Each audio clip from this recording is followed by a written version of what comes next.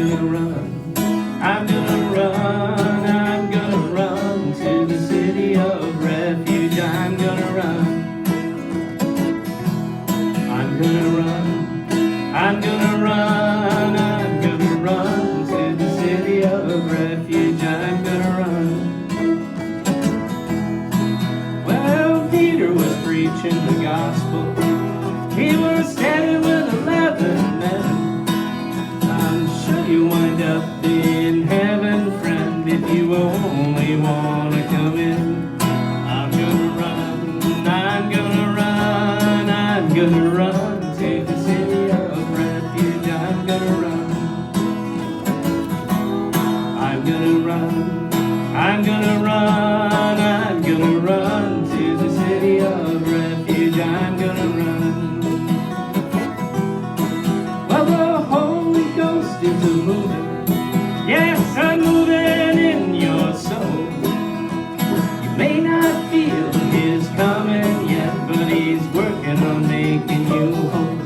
I'm gonna run, I'm gonna run, I'm gonna run to the city of refuge. I'm gonna run, I'm gonna run, I'm gonna run, I'm gonna run to the city of refuge. I'm gonna run. Oh, let me tell you, sinner, wanna make it to the promised land, you've got to be converted now. Give the Savior your hand. I'm gonna run, I'm gonna run, I'm gonna run to the city of refuge. I'm gonna run, I'm gonna run, I'm gonna run, I'm gonna run to the city of refuge. I'm gonna run, I'm gonna run to the city of refuge. I'm gonna run.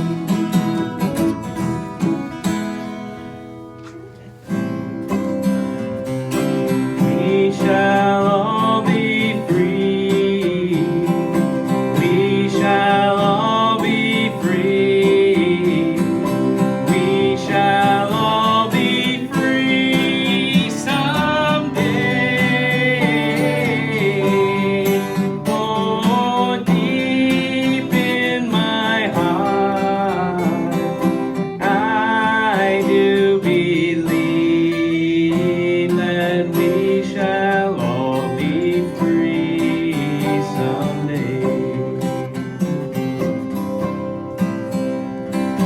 We shall live in peace. We shall live in peace. We shall live in peace someday. Oh, deep in my heart, I do believe that we shall live in peace someday.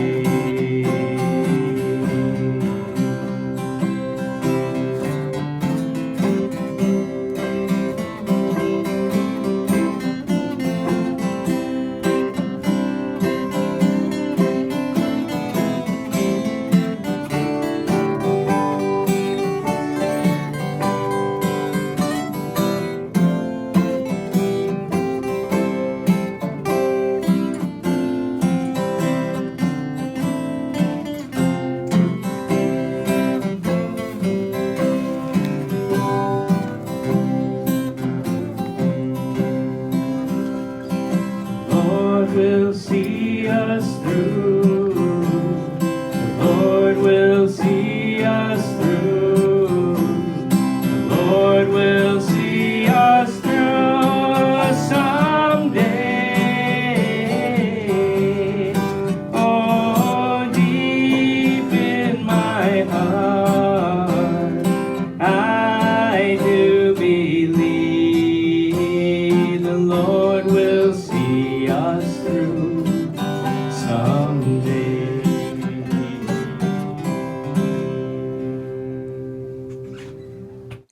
Reading to you now from Luke chapter 4, the first 15 verses. Jesus, full of the Holy Spirit, returned from the Jordan and was led by the Spirit in the wilderness for 40 days, being tempted by the devil. He ate nothing during those days, and when they had ended, Jesus was hungry. So the devil said to him, "If you are the Son of God, command this stone to become bread." Jesus responded, "It is written, a person shall not live by bread alone."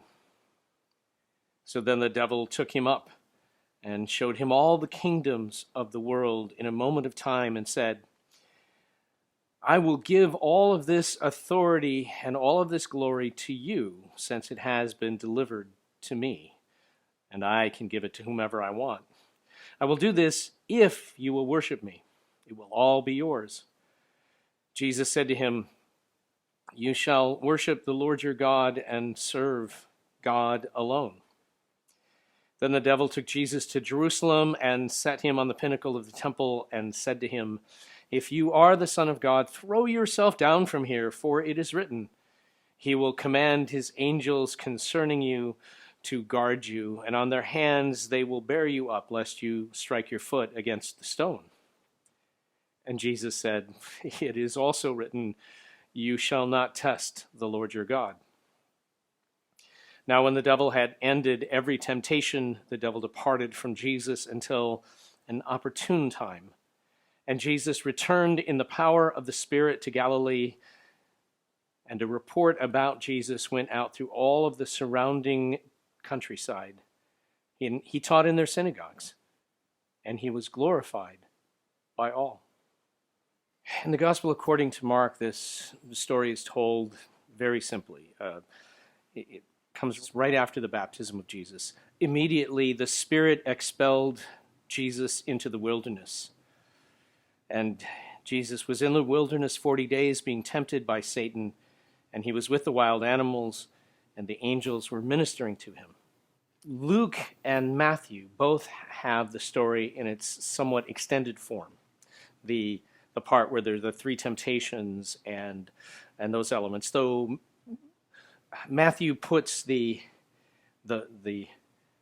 you shall worship the Lord your God, what is the second temptation in the Luke account, Matthew puts it as the last temptation, and then Luke has the temptation to jump off the temple as the last one. But they're operating from essentially the same source material, which they add to what they've received already from Mark. Because remember, Mark is the template that they're working from. All three of the Gospels mention 40 days. But one of the things that happens in the tradition that Luke and Matthew are working from is that there's this thing that's happened in the telling of the story. It's a piece of interpretation that's going on. It actually appears in the story.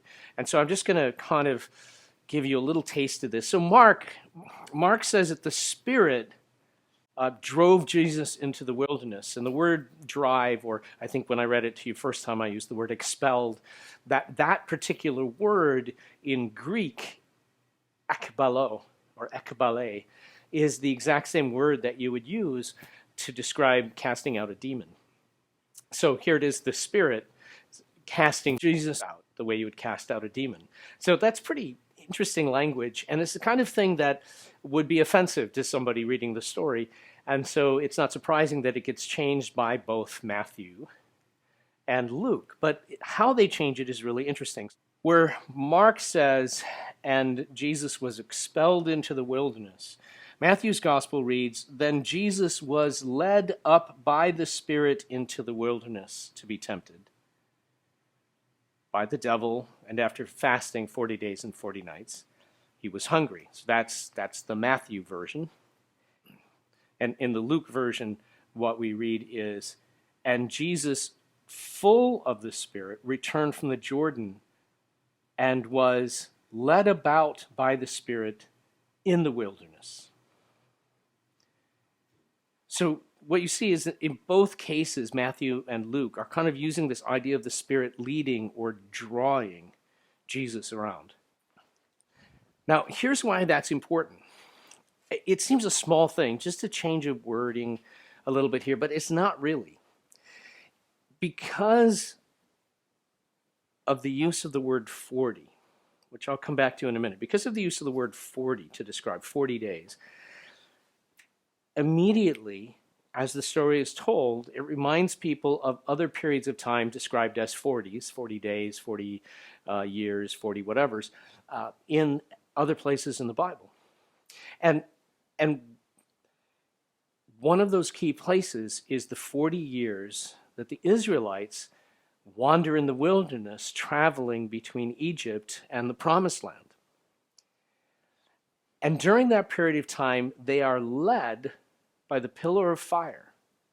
It's described as a column of smoke by day and a pillar of fire by night. They're being led around in the wilderness.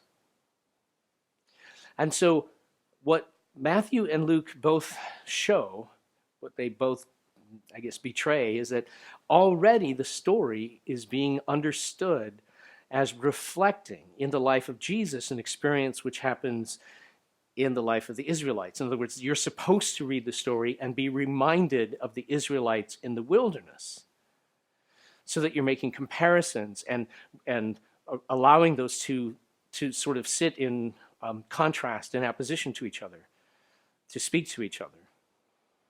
And so it's important then that we kind of look at a couple elements in the story. Now, one of the main ones that will catch our attention is always the fasting part. You might be familiar with what is called the rule of threes. It's kind of a rough-hand rule. It goes like this. You can survive 3 minutes without air, 3 days without water, and 3 weeks without food. Now, obviously, that's not 100% true. Like if you have someone who practices deep diving without oxygen tanks or something, they can go sometimes 7 minutes underwater without that being a problem. So obviously, different individuals are different, but it's a good generalization. 3 minutes without air, 3 days without water, 3 weeks without food. So 40 days would be a lot longer than 3 weeks. 40 days would be almost 7 weeks. So the likelihood of a human being surviving 7 weeks is very strange. Another problem is that if you fast for that long, you're not hungry. You actually lose your appetite.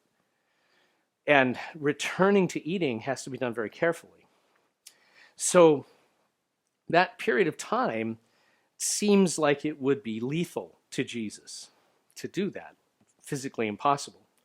Now, you might appeal to a sort of supernatural sustenance. It's kind of hinted at within the story anyway. The devil says, turn this stone into bread, and then Jesus responds, a person does not live by bread alone, but by every word that proceeds from the mouth of God, which hints that, if you wanted to take that literally, that there might be a kind of sustenance to be gained from the word of God.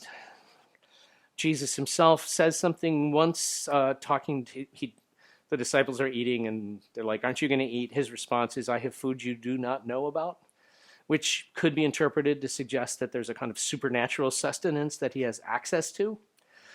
And if you were to do that, you could comfortably relate that to a story in the Hebrew Scriptures, what we call the Old Testament in 1 Kings. It's a story about a prophet named Elijah. Elijah had conflict with the queen. The king of Israel at the time was married to a woman who was not Israelite. She was a Canaanite. Her name was Jezebel. She was not a hussy. So the term Jezebel, that's come into common use to refer to a hussy, is actually inaccurate. She was a person who observed a different religious tradition. She followed the god Baal. And so because she was a Baalist, she supported and campaigned for the increased worship of Baal within the Israelite territories. And this created conflict between the prophets of God and the prophets and priests of Baal. And in 1 Kings, we read about a mighty victory that Elijah has in conflict with the prophets of Baal. And then the queen hears about this, and she's not happy at all. So she orders a hit on Elijah. So the assassins are coming at him. They've sent a hitman after him. So he runs for his life. And the story goes like this: that he is met by an angel who then gives him some food. And then we read these words: and he ran for 40 days on the strength of that bread. So the two things that are important here is you have a supernatural food, which has the capacity to sustain for a long time, and you have a reference to the 40-day period, similarly to the story here. So you would be okay from a strictly biblical literature standpoint to interpret the story as having a miraculous source, the fact that Jesus doesn't need to eat food because he has access to some kind of supernatural sustenance. But you don't need to do that. And the reason you don't need to do that is it turns out that when you're talking about a period of time, if you use the word 40, it's a term of art that actually refers to a non-specific period of time, a substantial but non-specific period of time that has a specific function. So to get this, you kind of have to look at the 40s that occur in the Bible. So the first one is the flood, the Noah flood. It rains 40 days and 40 nights. So that's how long it takes to wipe away the old world. And then for a new world to come into being. And then you read on and you come to another 40, which is the 40 years in the wilderness. That's the time it takes for the Israelite people to leave slavery behind and to become truly free as they enter into the promised land as freed people. Within that 40-year period, you have a point where Moses goes up on the mountain to receive the law. And when he does, when he goes up on the mountain and disappears, he's up there for 40 days. And so another period of time, the period of time it takes for the people to go from a people who have no law, who don't have a contract with God, a covenant with God, what we call Torah, to people who do, 40 days. And then you have, like I mentioned, the story of Elijah, who is running from the assassins. It takes 40 days for him to make that transition as a guy fleeing for his life to a guy who can stand in the presence of the Almighty. And then here in Luke, and also Matthew and Mark, 40 days that Jesus is in the wilderness, 40 days. So it doesn't mean it was literally 40 days. It's a term of art. It means that this is a good chunk of time, but the number doesn't tell us how long it was. It tells us what its function is. And the function is, this is the time it takes to leave behind and to take up. It's how long it takes for the transition. So the transition we're talking about is Jesus moving from what you might call his life as the hidden Messiah, right? I mean, he's about 30 years old when his ministry begins. He's about 30 years old, which means he spent 30 years living not as a guy recognized as Messiah, but as just an ordinary citizen. I mean, he was a worker. He was a carpenter, though the term probably doesn't mean a guy who builds furniture, but more like a guy who builds garages. I mean, think of him like a general contractor, the person you would hire to build your garage or the addition on your house, or who might get work in one of the neighboring cities where a lot of construction is going on, and he would be not a day laborer, but rather a person who organizes a team of workers and supervises construction. Probably means something like that. So he probably wouldn't fall in the category of peasant, though it's certainly possible he was. So but understanding that, this is he's just a guy. I mean, he's the guy you would hire, because you know that you could trust his work and that he would be scrupulously honest. But you can't tell from the quality of the garage he builds you that he's the Messiah. So it's sort of in secret. But then on the other side of the story, Luke says he comes out filled with the Spirit and goes into the synagogues and starts preaching, and everyone's amazed. And so what we have is a transition between Jesus living the ordinary human life, the secret Messiah life, and whatever that involved for him, besides the work that we have some idea of.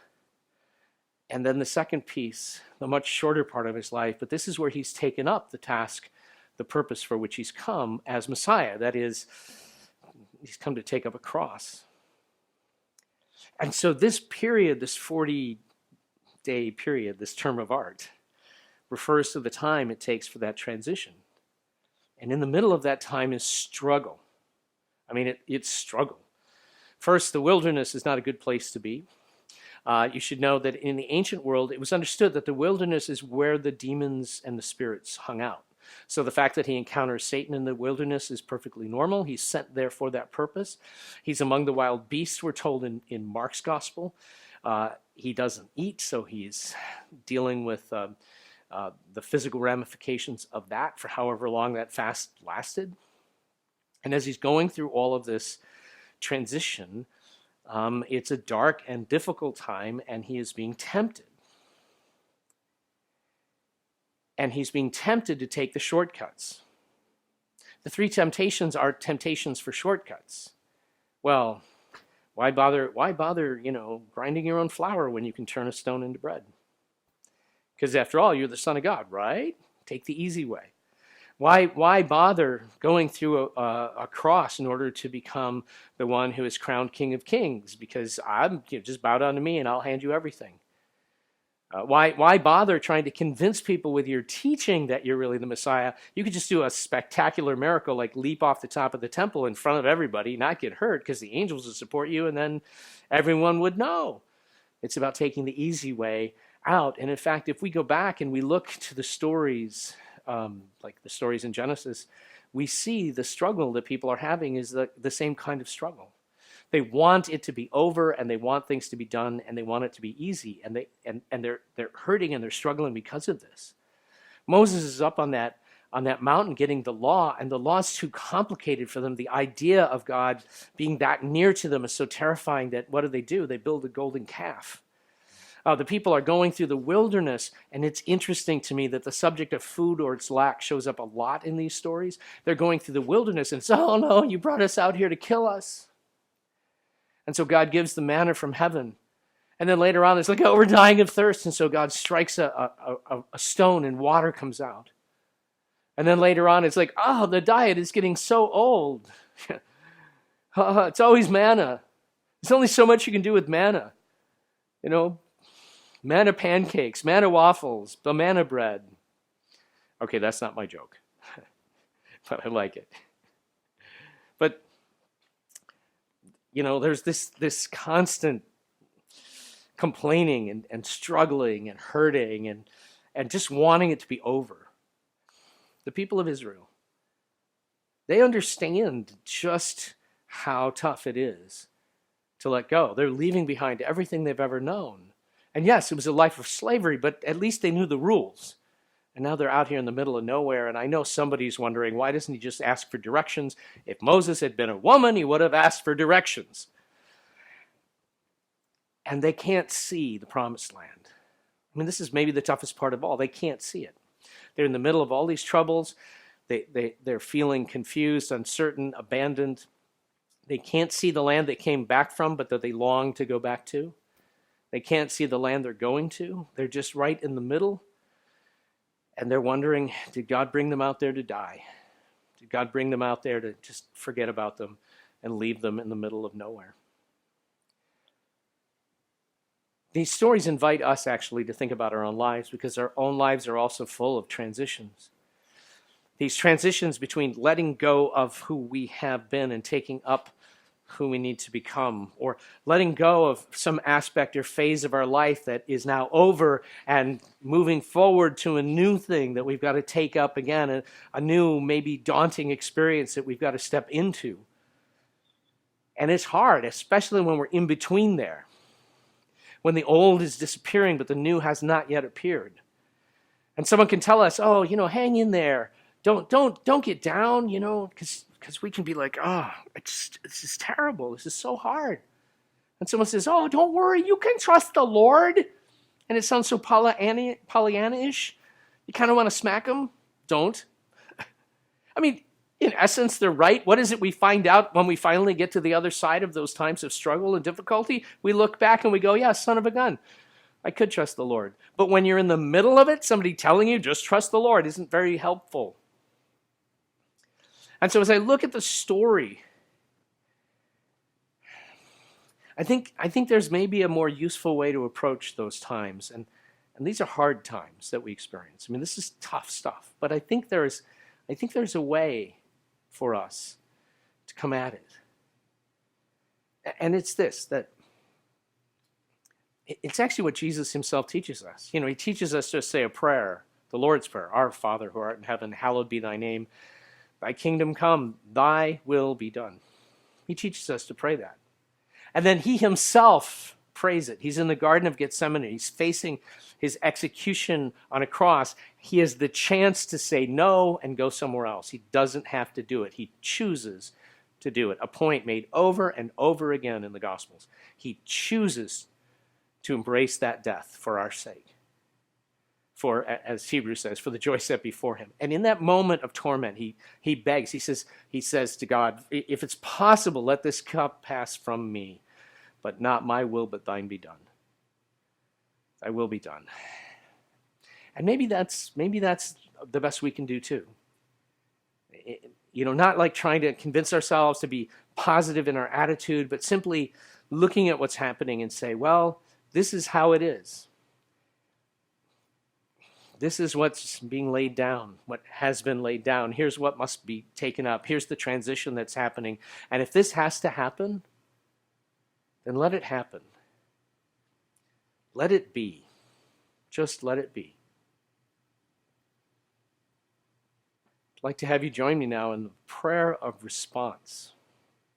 Always the journey to the promised land is through the wilderness of questions, fears, and uncertainties. Always the time is long and the way obscured. Always I struggle and wonder if you have cast me away, cast me out. Did you lead me here to die? Will you leave me here to rot? I cannot see how this trial brings me closer to you. I cannot understand why it must hurt so much to leave behind what will be left behind, and why it is so daunting to take up what must be taken up. Yet somehow this desert, this wasteland, is a place of transition and transformation. So if it is change that must be, then let it be. In your name, Lord Jesus. Amen.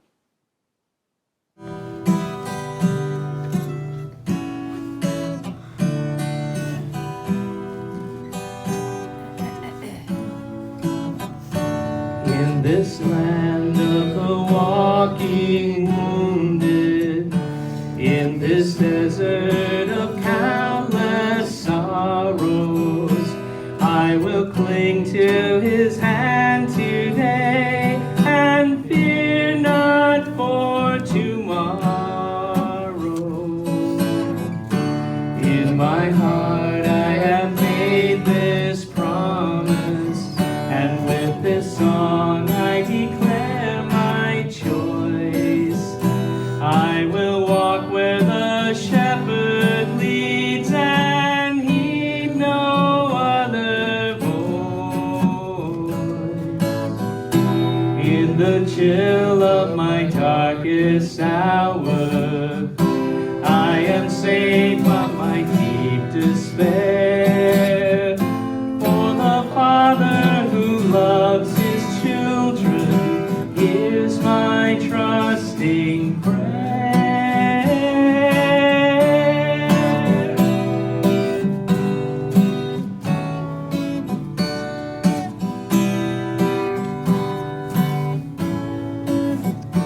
In my soul there is one light shining from the flame of my true belief, and its embers cannot be quenched or rocked by any grief. In the end we are not